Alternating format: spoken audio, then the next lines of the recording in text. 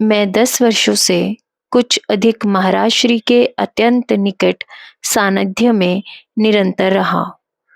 मैंने ऐसा अनुभव किया कि ऐसा महात्मा दूसरा मैंने नहीं देखा। ऐसी दया तथा ईश्वर के प्रति ऐसा अनुराग, योगियों में योगी, भक्तों में भक्त तथा ज्ञानियों में ज्ञानी, शास्त्र ज्ञान में भी पारंगत, व्यवहार में भी अति कुशल। जैसे एक पात्र में विभिन्न रंगों तथा आकृतियों के विभिन्न रत्न भर दिए गए हों। बीच बीच में शंका भी सर उठाती रही, किंतु महाराज श्री के साधन, ज्ञान, व्यवहार तथा व्यक्तित्व के प्रभाव से स्वयं ही निरस्त भी होती रही। एक बार मैं महाराज श्री के पास बैठा था। एक भक्त आया, प्रणाम किया तथा 100 रुपये भेंट स्वरूप भेंट किए गए। उस समय 100 रुपये बहुत होते थे। महाराज श्री ने पूछा, तुम्हें कितनी पगार मिलती है? भक्त, 500 रुपये प्रति मास के लगभग। महाराज श्री, तुम्हारे घर में कितने सदस्य हैं? भक्त, 8। महाराज श्री, क्या खर्च पूरा हो जाता है या कुछ कठिनाई आती है? भक्त, कठिनाई तो रहती है। इस पर महाराज श्री उस पर बहुत नाराज हुए। बोले, फिर 100 रुपये हमें क्यों दे रहे हो? हम गुरु इसलिए नहीं बने कि तुम्हारा खून चूस लें। देखो, हम सन्यासी हैं। ईश्वर कृपा से हमारा काम चलता रहता है। आप गृहस्थ हैं, आपके उत्तरदायित्व हैं, आपकी कठिनाइयां हैं। पहले उधर ध्यान देना आपका कर्तव्य है। यही हमारी सेवा भी है। यह 100 का नोट उठा लो, 11 रुपये हमें दे दो। एक मिस्त्री ने कई वर्ष तक आश्रम का निर्माण कार्य किया था। अब 2 वर्ष उसे आश्रम का काम छोड़े भी हो गए थे, किंतु कभी कभी महाराज श्री के दर्शन करने चले आता था। उसके यहाँ चोरी हो गई थी, जिसमें उसकी स्थिति के अनुपात से काफी कुछ नुकसान हो गया था। दूसरा, जिस जगह वह काम कर रहा था, वहां पर मचान टूट जाने से वह गिर गया था तथा उसे काफी चोटें आ गई थी। महाराज श्री ने सुना तो हृदय दया से भर उठा। मुझे बुलाकर कहा, कुछ रुपए उस मिस्त्री के घर जाकर दे आना। हमारे यहाँ जो आदमी दूध देने आता है, उसे कहना कि हमारे हिसाब से 1 सेर दूध रोज उस मिस्त्री के घर दे आया करे। तुम्हारे पास नए कपड़े बहुत रखे हैं, कुछ कपड़े भी उसे दे आना।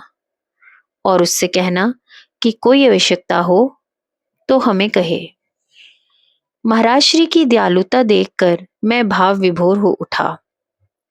वर्तमान स्वार्थ में युग में ऐसा दयालु तथा उदार व्यक्तित्व मिलना कठिन है।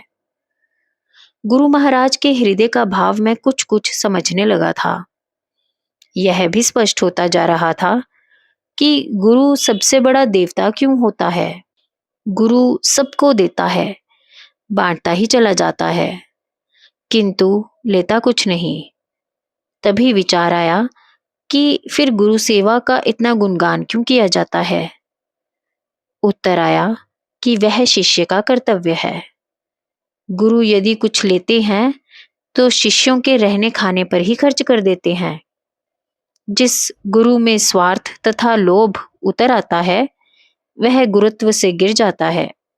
महाराज श्री का दया भाव केवल मनुष्यों के प्रति ही नहीं, पशु पक्षियों तथा पेड़ पौधों के प्रति भी था।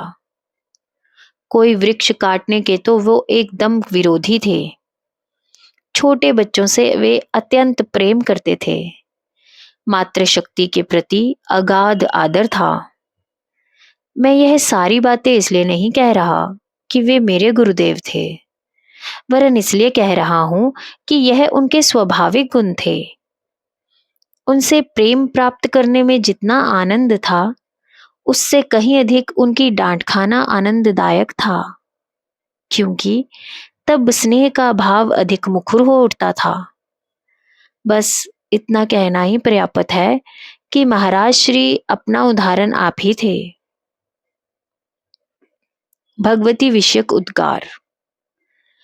टेकड़ी के विषय में चर्चा करते हुए महाराज श्री ने एक बार कहा था, ऐसा लगता है कि टेकड़ी के साथ हमारा पूर्व जन्मों का कुछ संबंध है। जब हम प्रथम बार यहाँ आए थे तो ऐसा आभास हुआ था मानो यहाँ के दृश्यों तथा वातावरण से हमारा कुछ पूर्व परिचय है।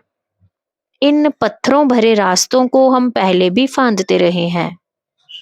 जब माता जी की गुफा के हमने पहली बार दर्शन किए थे तो हम विस्मित होकर देखते रह गए थे, क्योंकि यहाँ की जो कल्पना, जो दृश्यावली एवं माता जी की जैसी भावना लेकर आए थे, वह हमारी धारणाओं, भावनाओं तथा विचारों से पूर्णतया मेल खाती थी।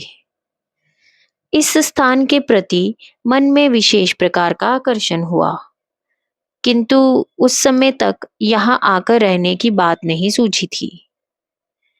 प्रथम बार मुझे यहाँ जैसे अनुभव हुए थे वह मैं पहले ही कह चुका हूँ। यही कहा जा सकता है कि हम जो यहाँ आकर रह रहे हैं इसमें हमारा अपना कोई पुरुषार्थ नहीं है, सब माता जी की कृपा है। उन्हीं ने बुलाया है, हम आ गए हैं। आश्रम के आंगन में महाराज श्री ने माता जी को प्रणाम करते हुए कहा, मनुष्य के प्रयत्न से होता भी क्या है? इसका कदापि यह अर्थ नहीं है कि मनुष्य को प्रयत्न करना ही नहीं चाहिए। प्रयत्न उसका आजीवन उत्तरदायित्व है, किंतु परिणाम भगवती के हाथ में है। वह चाहे तो बिना किसी पुरुषार्थ के कुछ भी प्रदान कर दे, चाहे तो जीव कितने भी हाथ पैर पटके, कैसे भी माथा घिसे, किंतु उसकी कोई भी मनोकामना पूरी नहीं करे। इस पर भक्त ने एक प्रश्न किया, भगवती के कई स्वरूप हैं, कौन सा स्वरूप सर्वाधिक कल्याणकारी है? इस पर महाराज श्री ने कहा, भगवती एक ही है। जैसी भक्त की श्रद्धा होती है उसी रूप में भगवती की उपासना करता है। पुराणों में भगवान तथा भगवती के विभिन्न स्वरूपों का वर्णन है तथा प्रत्येक स्वरूप को सृष्टि का कर्ता हर्ता बताया गया है। स्पष्ट है कि सृष्टि के कई हर्ता कर्ता नहीं हो सकते, किंतु कई भगवानों तथा कई भगवतियों की किसी के मन में उलझन हो भी तो वह तभी तक है जब तक भगवती भक्त के अंतर में अपना स्वरूप या क्रियाशीलता प्रकट नहीं कर देती। अंतर में भगवती की क्रियाशीलता जगत में भगवती के कई स्वरूपों की समस्या का समाधान कर देती है। जय गुरुदेव।